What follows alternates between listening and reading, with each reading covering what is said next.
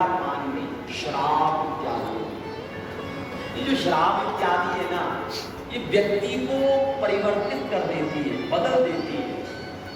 मतलब सुबह कोई आदमी तुम्हें मिले और शाम को फिर मिले, सुबह मिले बिना पिया हुआ और शाम को मिले पिया हुआ।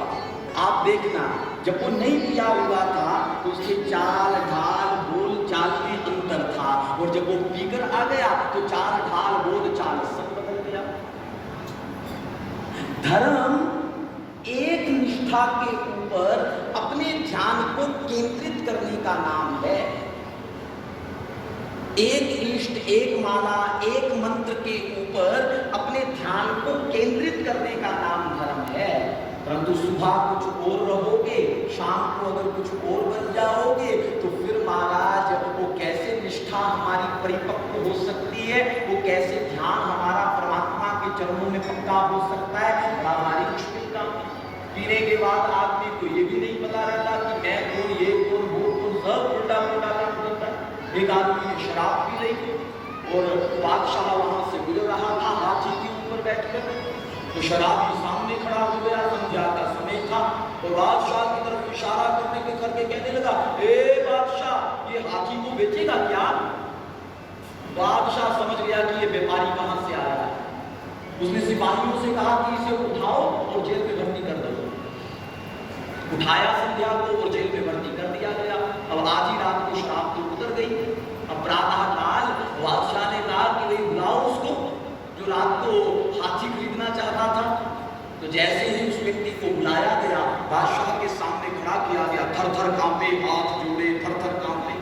बादशाह ने कहा कि बोल भाई, तो शाम को हाथी का सौदा करता था, तो वैसे भी हाथी अब मेरे काम का नहीं रह गया है, तो तू बदला इस हाथी को कितने में खरीदेगा? इसने हाथ जोड़े, बोले सरकार मैं गरीब आदमी, हाथी मेरी तो औकात हाथी की पूंछ खरीदने की भी नहीं है, मैं कहां से खरीद पाऊंगा? हमारा रात बोले भाई रात को ही तो बात हुई थी, तूने खुद कहा था कि हाथी को मैं खरीदूंगा, तो भाई बता कितने में खरीदेगा हाथी को?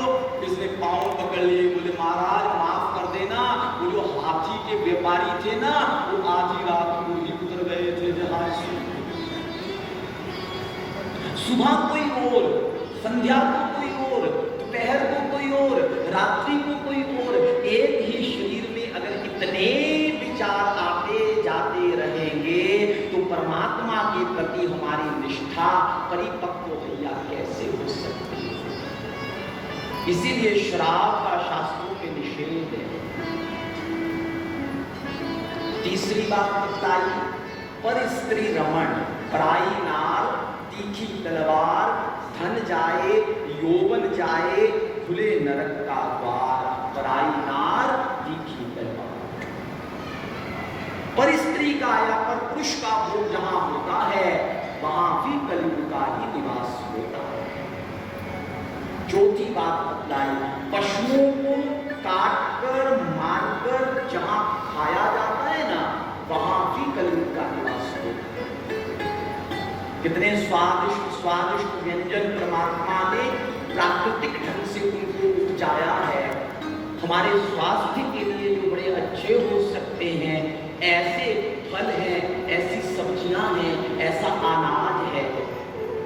इन सबको छोड़कर भी अगर कोई पशुओं को मारे, काटे और खाए, फिर अपने आप को बड़ा महान बतलाए, समझ लेना उसने नरक की यात्रा का टिकट बुक करवाया है। घर में बेटे की शादी, घर में बेटी की शादी, और अपने उत्सव के लिए अगर तुम सैकड़ों पशुओं को मार देते हो, काट देते हो, हमारी अंगुली के ऊपर थोड़ा सा अगर लग जाए ना कुछ, कितना दर्द होता है। शरीर तो सबका पंच तत्वों से ही बना है, दर्द तो सबको, पीड़ा तो सबको ही होती होगी। अगर पीड़ा सबको होती है तो केवल और केवल अपना पेट भरने के लिए अगर तुम किसी की गर्दन को काटते हो तो याद रखना, जितनी गर्दनें हमने काटी है उतनी बार गर्दन कटवाने के लिए भी तैयार रहना पड़ेगा। आवश्यक जरूरी है कि कर्म प्रधान जगत, यहाँ जो किया जाता है वही व्यक्ति को प्राप्त होता है। और पशुओं के मांस में पता नहीं क्या रस व्यक्ति को प्राप्त होता है, यह तो लोग ही जाने। क्या रस क्या स्वाद महाराज परमात्मा जाने। अच्छा गोभी है ना, तुम्हारी आंखों पर पट्टी बांध दी जाए और गोभी का एक टुकड़ा उठाकर तुम्हारे मुख में रखा जाए और तुमको बतलाया पूछा जाए कि बतलाओ क्या स्वाद है, अब तुरंत कहोगे गोभी है। खीरा खिलाया जाए तुमको, पूछा जाए कि क्या स्वाद है, किसका है, तो आप तुरंत कहोगे कि खीरा है महाराज। परंतु किसी पशु का, चाहे गधे का, चाहे भैंसे का, चाहे सुअर का, चाहे भेड़ का, चाहे बकरी का, किसी के शरीर के मांस का एक रोंदा काटकर आंखों में पट्टी बांधकर किसी को खिलाया जाए तो क्या स्वाद उसमें आने वाला है? उसमें जो स्वाद है तो मसाले मसालों का ही स्वाद है महाराज। और वो केवल और केवल अपने स्वाद के लिए अगर कोई व्यक्ति किसी दूसरे का वध करता है तो ये परमात्मा के घर में सबसे बड़ा पाप है, सबसे बड़ा दोष है। 4 स्थानों पर कलयुग है। कलयुग ने हाथ जोड़कर कहा महाराज 4 स्थान तो आपने मुझे दे दिए, परंतु विडंबना ये है कि मेरा परिवार थोड़ा ज्यादा बड़ा है, इन 4 घरों में मेरा गुजारा नहीं हो सकता, मुझे एक स्थान और दे दीजिए। तब 5वां स्थान दिया गया और वो स्थान स्वर्ण में दिया गया, सोने में दिया गया। कलयुग बड़ा हैरान हुआ। कलयुग ने राजा परीक्षित से कहा कि महाराज आपने मुझे स्थान दे दिया स्वर्ण में, जबकि भगवान श्री कृष्ण ने स्वयं स्वीकार किया है कि धात्ताम अस्मि कांचनम, धातुओं में सोना मैं हूं। तो अब आप ही कृपा करके बतलाएं कौन से स्वर्ण में श्री कृष्ण रहेंगे और कौन से स्वर्ण में कलयुग रहेगा। राजा परीक्षित ने कहा कि कलयुग सोना 2 प्रकार से कमाया जाता है, एक नीति से एक अनीति से, माने 1 नंबर से और 2 नंबर से। तो जो धन 1 नंबर से कमाया जाता है उस धन में तो भगवान का निवास है, और जो 2 नंबर से कमाया जाता है ना उस धन के ऊपर, उस धन के भीतर कलयुग का ही निवास हो सकता है। कलयुग प्रसन्न हो गया, राजा परीक्षित ने उसे जीवन दान दे दिया, बैल का उपचार करवा दिया। फिर राजा परीक्षित अपने भवन में वापस लौट गया। कलयुग भी राजा के पीछे पीछे उसके भवन में चला गया। राजा परीक्षित आज रात्रि बड़ा भारी भयभीत हो गया। उसे लगने लगा अरे मैंने कलयुग को देखा है, क्या मेरे देश के ऊपर कोई विपदा तो नहीं आने वाली है। तब उसे भीम दादा की एक बात याद आई। भीम दादा ने राजा परीक्षित को एक चाबी दी थी और कहा था बेटा ये जो बड़ा भारी कक्ष है ना, ये चाबी इस कक्ष की है, परंतु तू मेरी बात को याद रखना, इस ताला को जिंदगी में कभी खोलना नहीं, कभी नहीं खोलना। बोले क्यों महाराज? बोले कभी खोलना नहीं, देश के ऊपर अगर कोई संकट आ जाए ना तब खोल लेना। राजा परीक्षित को लगने लगा कि मैंने कलयुग को देख लिया, कहीं कोई संकट तो आने वाला नहीं है, मुझे एक बार चाबी से इस ताला को खोलकर देख लेना चाहिए। तो जैसे ही राजा परीक्षित ने उस ताला को खोला, अरे देखते ही बड़ा भारी हैरान हो गया, क्योंकि वो कक्ष स्वर्ण की धातुओं से बने बड़े बड़े सिंहासन, बड़ी बड़ी गदाओं, बड़े बड़े मुक्तों से भरा पड़ा था। अनेक प्रकार के सुंदर सुंदर आभूषण उस कक्ष के भीतर थे। भीम ने परीक्षित को यह कक्ष खोलने के लिए इसलिए मना किया था क्योंकि इस कक्ष के भीतर जो धन पड़ा था ना वो राजा जरासंध का था। भीम ने जरासंध का वध कर दिया तो उसके देश को लूट लिया। तो जितना माल जरासंध का लूटा गया पांडवों ने कभी उसका उपयोग नहीं किया, क्योंकि पांडव जानते थे ये अनीति का धन है, हम खाएंगे बुद्धि बिगड़ जाएगी, और बुद्धि अगर बिगड़ जाएगी तो सब काम खराब हो जाएगा। इसलिए कभी उस धन के ऊपर दृष्टि भी नहीं डाली, सदा ताले के भीतर रहे। परंतु जैसे ही राजा परीक्षित भीतर गया, राजा परीक्षित की दृष्टि जरासंध वाले मुकुट के ऊपर पड़ी। बड़ा हैरान हुआ, इतना सुंदर मुकुट, अरे इतनी बारीक कारीगरी, अरे इतना सुंदर मुकुट यहाँ बड़ा धूल खा रहा है। इस मुकुट को तो राजा के सर की शोभा होना चाहिए था। अपना पुराना मुकुट उतार कर नीचे रख दिया और वो वाला मुकुट चाड़ फूंक कर अपने सर के ऊपर कलयुग को अवसर मिल गया। 2 नंबर के धन में कलयुग का निवास था। कलयुग ने छलांग लगाई तो भूत के भीतर बैठते ही राजा की बुद्धि को परिवर्तन कर दिया। आज रात्रि सोए सोए राजा पता क्या सोचने लगा, हे परीक्षित, तूने तो राजा बनकर ही जीवन बेकार कर लिया। अरे देखा नहीं, राजा लोग घोड़े पर बैठते हैं, जंगल में जाते हैं, कितने प्रकार के जीव जंतुओं का शिकार करते हैं। तूने तो कभी शिकार किया ही नहीं। तूने तो राजा होने के बाद भी महात्माओं जैसा जीवन व्यतीत कर दिया। क्या फायदा हुआ तेरे राजा बनने का? कल मैं भी शिकार के लिए जाऊंगा। प्रातः काल ही घोड़े के ऊपर बैठा और शिकार खेलने के लिए निकल पड़ा। ये वही राजा परीक्षित है मेरे भाई बहन, जो पिछले कलयुग से कह रहा था, जहां जीवों को मारा जाता है वहां कलयुग तेरा निवास होगा। आज अपनी बात को भूल गया। बुद्धि जब बिगड़ जाती है आदमी का सब कुछ बिगड़ जाता है, सब कुछ बिगड़ जाता है। और जिसका भी पतन नजदीक आता है ना, सर्वप्रथम परमात्मा उसकी बुद्धि को ही बिगाड़ता है। परीक्षित घोड़े के ऊपर बैठकर जंगल में जाता है, अनेक प्रकार के हिरणों का वध करता है। अंत में जब थक जाता है तो प्यास से व्याकुल हो जाता है। भूख लगी है, प्यास लगी है, अब जल पिलाने वाला कोई ढूंढने लगा। बहुत छानबीन करी, कोई नहीं मिला।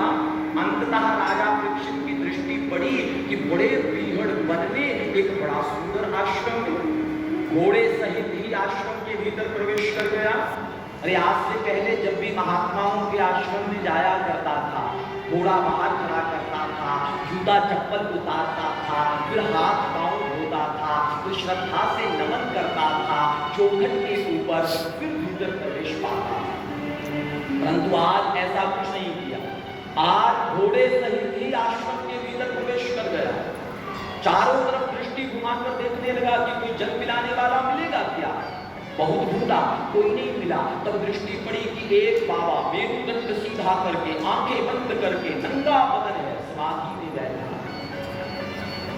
अब राजा परीक्षित की बुद्धि तो कलयुग ने खराब कर दी थी। इसलिए राजा परीक्षित ने जब समाधि में बैठे हुए बाबा को देखा ना, तो उसके मन में विचार आया, ये बाबा मुझे देखकर आंखें बंद करके ढोंग कर रहा, कुछ कर लेना मेरे भाई बहन, जीवन में कुछ कर लेना। तो एक प्रार्थना आप सबसे करो, किसी की पूजा पद्धति को ढोंग बदलाने का पाप नहीं। परमात्मा की कृपा स्वतंत्र कृपा है, कब किसके ऊपर बरस जाए कोई नहीं जानता। यहाँ तो हमने देखा है, रोज मंदिर जाने वालों को कुछ लाभ हुए न हुए पता नहीं, परंतु गणिका ने एक बार क्रोधे से कहा, बोल राम। इतना कहने की देर थी कि राम ने कल्याण किया। भाई गुणाक्षर न्याय है, गुणाक्षर न्याय। किसी ने अपने घर के कमरे में लकड़ियों का ढेर लगाकर रखा था, तो घुण से ना लकड़ी के ऊपर ओम बन गया। दूसरे आदमी ने देखा, वो कहेगा मैं भी ऐसा ही ओम बनवाऊंगा अपनी लकड़ी के ऊपर।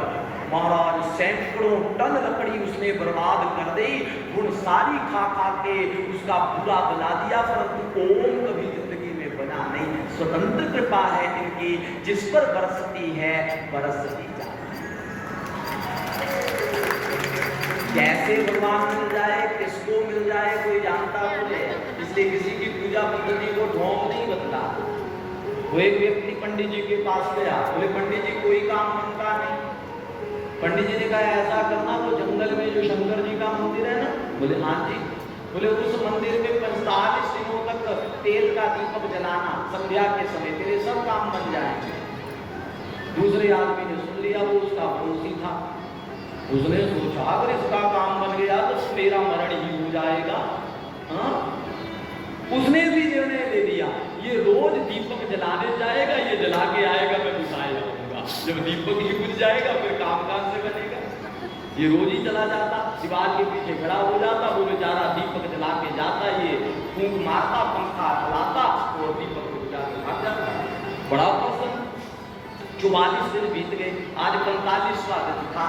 दीपक जलाने का अंतिम दिन, बड़ी भारी रात से बारिश आरंभ हो गई, बड़ा भारी तूफान आ गया और जंगल में जो मंदिर था, मंदिर तक पहुंचने के मार्ग में एक बड़ी भारी खट थी, वो पूरे उफान के ऊपर आ गई।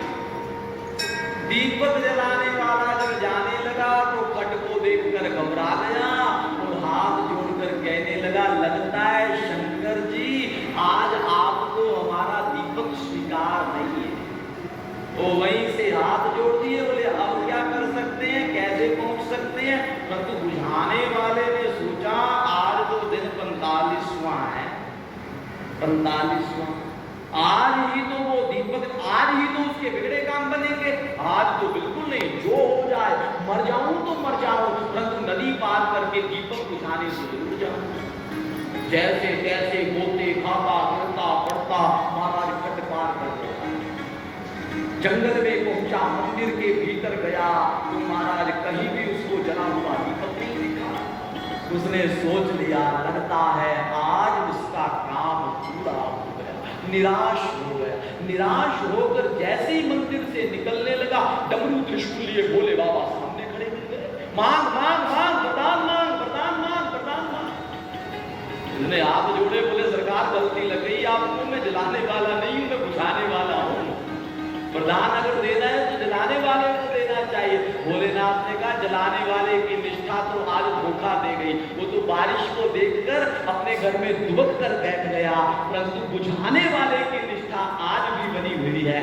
वरदान अगर मिलेगा तो तुझको भी मिलेगा। तो बोले दीपक जलाने से ही कृपा मिलती है, क्या पता बुझाने से ही मिल जाए।